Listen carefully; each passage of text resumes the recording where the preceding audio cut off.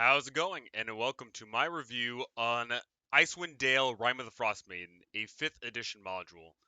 This module takes us to the frigid north, past the spine of the world, into 10 towns and the area of Icewind Dale. A place rife with adventure, mystery, and a whole bunch of crazy other stuff. I would love to dive into the awesome stuff here, but I know that some players might have clicked on this, and players, you really do not want to read this stuff. This is for DM eyes only, as there is a lot of cool information to really sow the seeds of an excellent adventure here. Before I go any further, there will be spoilers, so players, kindly go away. DMs, let's go ahead and dive right into this awesome book. Alright, let's go ahead and get started. So this book covers Icewind Dale, and for some reason Icewind Dale is so listed all the way over here. Here we go. So this book is about Icewind Dale. This book is about the North, and as you can tell, it's pretty freaking cold. What is this campaign really about? What is this book about? Well, the book is basically split half and half. It is basically uh, part area setting and other part actual adventure. The actual adventure itself, though, is also split up as well. The beginning stages of the campaign, your lower levels, are basically a whole bunch of little quests to get you basically acquainted with the area. And then we also have an A and B plot going on in the background. The A plot is Auril, the frost goddess, the maiden of ice, the just a goddess who is basically appearing on the material plane. She is rather weak in regards of gods status, anyway. She herself is somewhat strong, but her goddess form is essentially on this planet to try and make the place a little bit colder. The B plot is the fact that there is Durgar, and they are slowly, basically, they plan on destroying 10 towns, and they're slowly accruing a whole bunch of black ice. Black ice being this terrifying substance which can turn people insane. Once the Durgar get enough black ice, they are going to create a black ice dragon. And this black ice dragon is going to be unleashed upon 10 towns, utterly destroying it unless the players step in the way. A lot of crazy stuff going on here. And all of this culminates into your players finding their way to a lost and ancient city of the Netherese, a floating city from hundreds of years ago, which is now crashed and hidden beneath the ice. This book is awesome, but I will tell you, it really requires you to dive into what you want this campaign to be. If you want this campaign to be dark and gloomy, Curse of Strahd status, then you can totally do that. But if you want this campaign to be more light and happy-go-lucky, you can do that as well. It really leans into the DM controlling this aspect. So without further ado, let's go ahead and dive into the individual chapters so you can get a brief little look on what makes this campaign. Chapter 1 is all about the 10 towns. Chapter 1 is essentially goes over each individual town. It tells you its population size, it tells you several key locations including the taverns and the town speaker and all that fun jazz. And also very important, it tells you how they handle foreigners, how they handle new people. Some of them are polite and kind and welcoming, and others are not so kind. Really, really awesome stuff here. But more so, in addition to the locations themselves, each town has basically a starter quest, a quest for levels 1 to 3 players for them to go out and interact with the world and get to know more people. These quests include such things as getting lured in by winter wolves to go to a frost giant lodge. They include swimming out into or boating out into a lake to deal with an awakened Loch Ness monster. We have like just a couple of cute little details like that, ideas that really make this place shine. And it's a great way to introduce your players to the area of Icewind Dale, as they make friends, or more importantly, they could be making enemies along the way. Really, really fun stuff. So there's a lot of good stuff going on here, but that's only a portion of the campaign, the 10 towns itself. The name of the book is Icewind Dale, so let's go ahead and dive right into Chapter 2, Icewind Dale. This is one of the more fleshed out areas of the campaign. It deals with the travel that you'll have to be going through all across the Ragged Glacier and all across the tundra.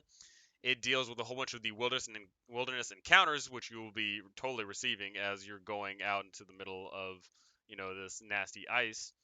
But last but certainly not least, it details a whole bunch of these cool little areas dotted all around the map. We have awesome places such as one of my favorites, the Black Cabin, a cabin which, when your players go to, have an really, really easy chance of dying. But when they die, their spirit is still lingering around. So really, really cool stuff, and they can totally be brought back to life, almost no problem. We have other such places as the Jarlmoot. The Jarlmoot being a location where frost giants used to hold some meetings, and there's a throne, and the place is, it's got a little quest tied behind it, as much all these quests do. And last, also another one of my favorites here, the Id Ascendant. I'm just gonna go ahead and just show off a picture of it. It is a Mind Flayer ship. However, it's not just any Mind Flayer ship. It is being controlled by Mind Flayer gnomes. Really, really crazy stuff. Like, that's one thing I'm loving about this adventure is they're showing off a ton of monsters and an area which we haven't seen so far in 5th edition. Really, really great stuff. So your players are either bouncing around between 10 towns and all these little areas of importance. And how do they get involved in the quest? What's going on here? So Auril, the goddess, is amping up the cold, and she is every single night flying across the night sky and making the place have no sun. No sun during the day is pretty scary stuff. It's just 28 days of night or whatever that movie is. So really scary stuff. And in the B plot here, we have the Duragar. The Duragar are going around town, stealing stuff and causing havoc and stealing all this black ice. So in chapter 3, we get to Sunblight. Once the players have picked up on the fact that these Duragar are doing all this stuff, they are being told, hey, we need to deal with these Duragar. You're going to have to head over to a Duragar fortress, which is located in the spine of the world here. However, once they arrive, they climb up and up and up this tower to get inside this mountain fortress. Lo and behold, out from the top comes a black ice dragon, which all of a sudden starts flying and starts making its rounds all the way to 10 towns. Your players are presented with two options essentially: either chase after this dragon to try and save lives, or go ahead and dive right into Sunblight and deal with the Duragars there. Chapter 4 covers the destruction of the 10 towns, and Chapter 3 is all about this Duragar fortress, which, by the way, let's just look at that art. The art for this module, by the way, fan-frickin-tastic. It's dark enough to give it, like, that scary vibe, but bright enough for you to actually see it and appreciate the beauty. Really, really awesome stuff here.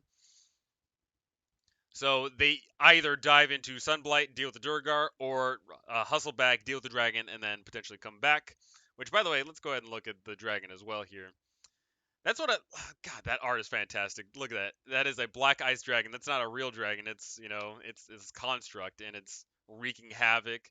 And by the way, this whole chapter really, really gets into some good detail. It shows how the dragon basically destroys a good portion of the town, potentially takes a little bit of damage, and then starts flying over to the next town. So your players, if they're smart enough, they're chasing after this dragon, they can actually go ahead and intercept it either, along the way, or more importantly, if they arrive to the next town that it's going to attack. So really, really cool stuff. Once they deal with the dragon or maybe even not deal with the dragon, 10 towns just gets destroyed. If they once all that goes down, then they are told that they need to find a way to stop Auril, and the best way to do that is to go to Auril's abode.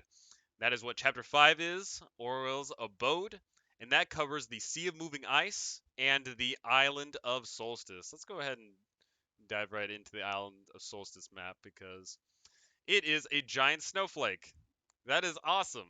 If you are a snow goddess, you're totally going to sculpt a thing out of ice that looks like a snowflake. That just looks cool. Your players might not even know it's a snowflake unless they somehow are given, access to the whole map, which is perfectly fine. You can give them the access to the full map. But we get also this. Auril abodes in a place called Grimskull. Basically, this used to be a Frost Giant's domain, and she has taken it over. Once again, art's fantastic. Love it. I would get this book just for, the art alone. You can do some really awesome stuff with it. So your players dive on to Grimskull, where they are faced with either going up against Auril's challenges to pr- prove themselves, essentially, in order to unlock the key to get to the end.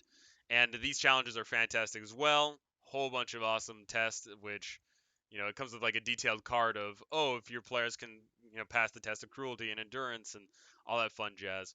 Really, really cool stuff. Once they have either succeeded or horribly failed, they are going to be moving on to the very end here. So let's go ahead and dive right back into the Icewind Dale map so I can just show you. So they go over to the Sea of Moving Ice, they come back, and then they have to make their way all the way over here to the Ragged Glacier. And that's probably going to involve a lot of travel and a lot of crazy shenanigans. So they make their way into the Caves of Hunger, armed with the Rime of the Frostmaiden. And my oh my, is the Caves of Hunger a scary place. Basically, the only way to get inside is by speaking out aloud this poem. They are made inside, and they are now in a place which hasn't been open to the outside world in quite some time. This Caves of Hunger is essentially a mishmash between old school D&D, Mountains of Madness, and a whole bunch of just like old school homages, and I love it. If it loads, there we go. This place is freaking huge. There is a lot of areas here, a whopping total of, I believe, 40 some odd? 39? 39. 39 little areas detailed in here. And there's a lot of crazy stuff here. We have, of course, just look at that, a whole bunch of room of shadows, a whole bunch of shadows. We have kobold vampire spawn, which if you want to beef up a kobold, this is the way to do it. Kobold vampire spawn, scary stuff, but not as scary as the main antagonist of this area, to Kelly Lee. Oh, he's on GM layer, I see. To Kelly Lee is a null vampire, which the players unwittingly freed when they basically opened up the Caves of Hunger. And this dude's gnarly. This place is gnarly. This dude's gnarly. So they're constantly having to fight off all these vampires and whatever else denizens lurk here. The shadows, these reamer hazes. Uh, there is some drow over here as well. Whole bunch of awesome stuff. And they eventually crawl their way through and make their way to the necropolis, to the place where they believe that they can find a weapon to deal with Auril and all of her madness. They find themselves in the necropolis. And look at this, Chapter 7, The Doom of Ythyn. This place is fantastic. Once again, I'm just gushing over this art. This art is fantastic. The colors just pop. The place is just so well set. They find themselves in this city which used to fly and has now been basically locked away for hundreds of years. And much like TOA, this place is not a dead city. This place is still cracking. There's a lot of things going on here. There's monsters that are looking for magic. There is a whole bunch of ghosts lingering around. And also, yeah, there's a freaking demi-lich that is still floating around this place. Your players make their way here, crawl all around this place, and discover several game-ending items. They find a scroll of the comet, which basically calls down a comet which does all the damage. They come across a obelisk here in the back, and this obelisk, if activated, is going to reset time by 1,000 years. Yes, your players could reset time back 1,000 years and ruin the campaign. And last, and certainly not the least, in fact, maybe even more impactful than being returned 1,000 years, is the Tarask Summoning Scroll. Your players could willingly choose to, or maybe even unwillingly, choose to summon a Tarask into the world, where it will continue to wreak havoc until it decides to slow down. Really, really awesome stuff here. There is just so much variety to this campaign, so many things you can build up to and build up on, and more importantly, you get to choose which path they go down. Do you want to delve more into the Durgar and the madness of 10 towns? Do you want to just deal with the bitter cold of the world? It really comes down to what your players are digging and what you are looking for. Now let's go ahead and just end this on the Icewind Dale map because, God, I just love looking at these maps. Mamma mia.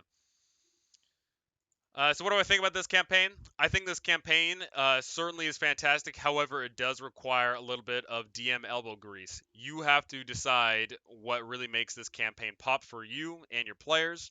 You have to lean into the elements that you desire.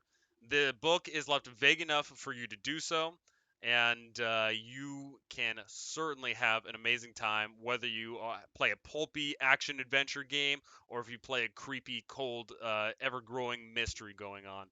There are so many NPCs here, so many awesome role-play encounters to be had, so much places to explore, and my oh my, is there a lot of combat to be had, easily nailing all three pillars of the D&D experience. My overall thoughts is this book is definitely an 8.5 out of 10. It's a pretty freaking good adventure. It is definitely going to go down as one of the better ones in my opinion. It's definitely D&D is getting better over time. They are realizing the strengths that make these campaigns awesome, and more so, they are recognizing that DMs are up to the challenge to make an amazing campaign. I can pretty much recommend this to any DM that wants to run an adventure because this is great for new DMs and this is great for experienced DMs. Really awesome time. You can really make this adventure your own, and I guarantee you, when you run this adventure, you are going to be talking about that. Oh, we threw a comet at Grimskull. Haha, we didn't bother saving the dragon, so all of Ten Towns got destroyed. Whoops. There's gonna be so many funny stories to be had about all that. Cannot recommend this enough. Fantastic art, fantastic setting, new monsters to play with. Even if you're not running the actual adventure itself, get this book just for the setting and the monsters and the art. Make your own adventure. Do with it what you will. That is what this book is designed for. That's going to wrap it up for me. I am certainly digging this book, and I cannot wait to start running a whole bunch of groups through this. Absolutely fantastic stuff. Thank you all for watching. Go ahead and type in what are you planning to do here? Are you going to run this adventure?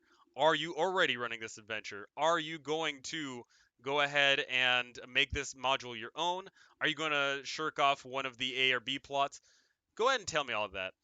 I want to know because I'm personally looking forward to seeing what I can totally steal from your guys' ideas.